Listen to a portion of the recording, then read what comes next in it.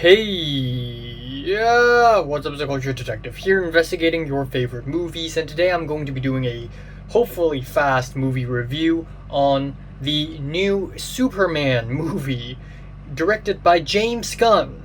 So I can't believe this is coming out of my mouth, but I, just a few hours ago, all by myself, went all the way to some mall about half an hour away from me and all by myself watched Superman. I bought a ticket, I sat down, and I was actually genuinely excited. You know, I'm gonna be honest here, this summer there were a lot of movies coming out. Fantastic Four, uh,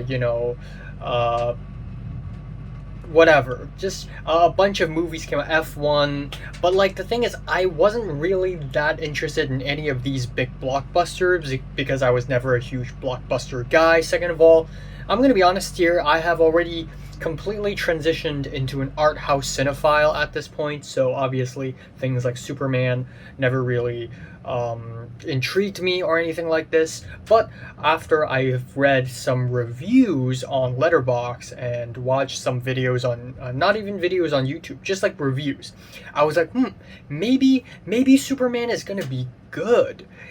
But I don't know. I'll wait until the release on streaming. Who cares? And then somebody pointed out that the villain in Superman is basically Israel, and I'm like, okay, I'll buy a ticket and watch it. So I did. And oh boy, I enjoyed it. I actually liked it. Wow. I completely did not see that coming at all.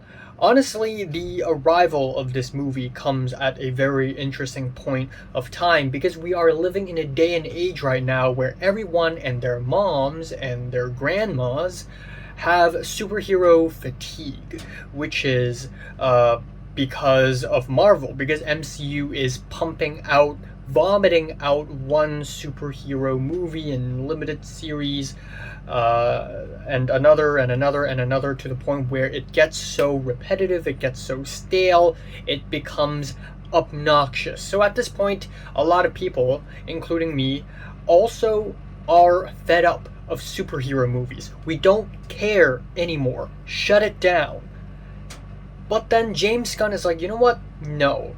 Instead, I'm going to do more and focus more, which has led to James Gunn basically taking over the second coming of DCEU, which is the second condition of the arrival of Superman. This is not the first Superman movie. Of course, you have the 1970s original Superman with Christopher Reeves.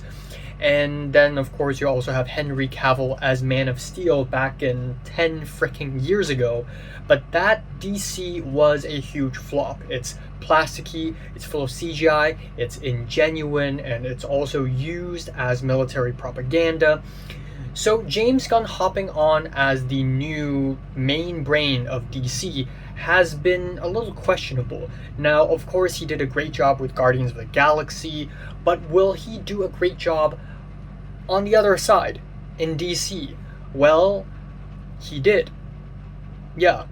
First of all, the Suicide Squad remake, or I would say re-adaptation, is fantastic. It's fun. I remember really enjoying it a few years ago, and I probably still kind of like it today.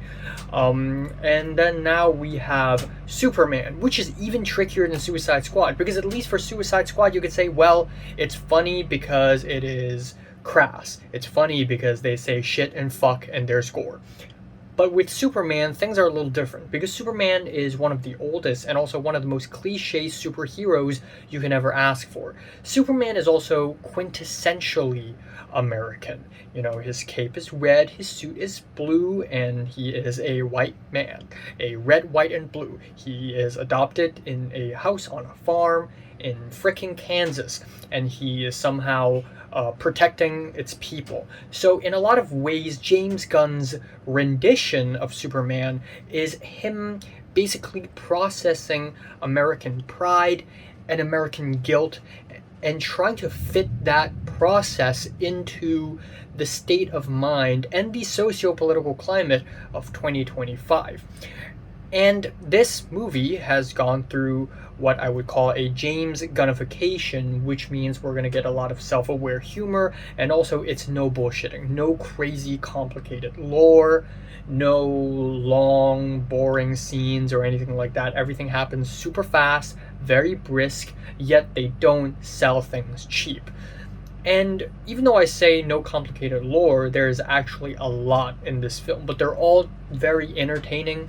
And this is also really refreshing because it skips the whole Superman lore. Like, we don't see Superman as a boy growing up on a farm, blah blah blah blah. We skip all that bullshit.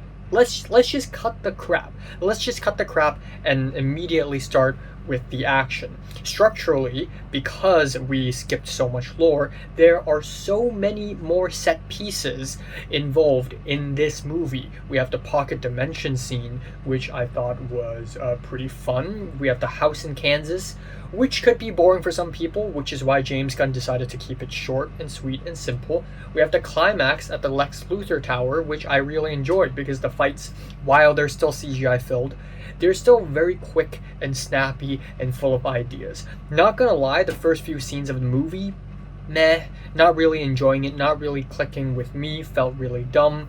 But slowly but surely, this movie actually gained my trust. I would say this: the humor is very 2000s, akin to the Sam Raimi Spider-Man movies. Of course, there's a dumb blonde with a cleavage in The Office. There's a funny dog. There's some really silly humor that really is not Gen Z friendly, but I think that's exactly why this movie shines. It's not really for Gen Z viewers, it's for older, maybe even millennials, or I would say these jokes are for people who are Gen Zs but are fed up of Gen Z humor, if you would understand that. And the rest of the movie is really enjoyable. I like that Superman's weakness is his innocence. I think that adds another side to his character, adds a kind of weakness to him that we really like. The original weakness of Superman is kryptonite, which is explored in the movie, yes, but his ultimate weakness is his innocence. He's gullible, he trusts everyone, and he's easy to trick. Even though he's strong as hell, that's not going to solve every problem. Also, a lot of the side characters were also pretty great. The Justice Gang, we have Nathan Fillion as Green Lantern with a ridiculous haircut, and he's just this cocky asshole. Mr. Terrific is amazing. I don't know why, but he reminds me of that black guy on Dr. Phil who thinks he's a robot. I mean, I swear to God, till this day, I don't know if he's playing a character or if he's for real. And then we have Hawk Girl. Zam! She's amazing. She barely had any screen presence, but whenever she's there, she is fantastic. And Isabella Merced, a lot of people became a fan of her because of Superman. We're not the same. I've been a fan of her since Dora the Explorer. We're built different. Also, this is a very hope-core film, kind of like RRR. Nowhere near as good as RR, may I remind you, but very hope-core. You know, it's all about humanity, and all that hope-core shit, it could either suck ass or be great. And so I feel like a lot of people would dislike this movie because of that. But personally, I really enjoyed it, mainly because the villains are so hateable. Now we get to the real meat of the film, and that is one of the villains here literally represents Israel, Boravia, and Palestine is called Jaihanpur. And that's a completely new side plot that I did not expect.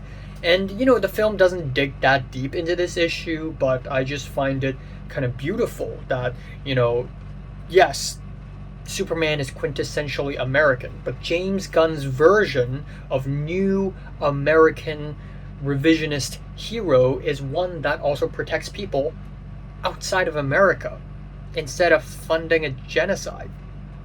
So, you know what? Fuck yeah.